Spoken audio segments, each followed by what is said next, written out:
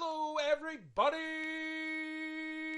Hayden the Youth Worker here, and Welcome back! in this self-isolation period that we're all experiencing, am I going crazy?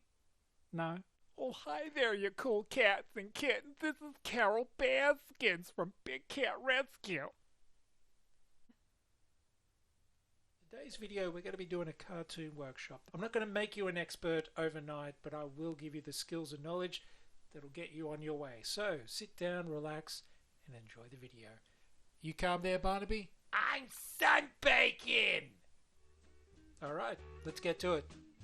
Find a space where you can sit down and do some drawing. You can have a drawing book, which is great, or A4 paper, just as good. Some pens and pencils, textures, and some water to stay hydrated. My first lesson is the power of yet. Now, some of you watching are probably saying, I can't draw. That's okay. I want you to keep saying that, but promise me that after you say that, you're going to say the word yet. I can't draw yet. The first hurdle to get over is knowing that it's going to take time. Not right now, not in 5 minutes, but you will get there. I'm not good at drawing yet.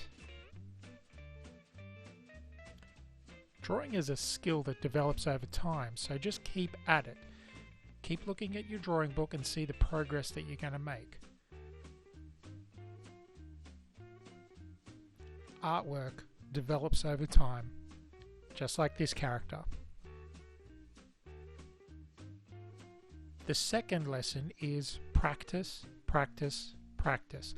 Now, you're going to make mistakes along the way, and that's okay, because we're practicing and we're learning. Always keep in your head, yet.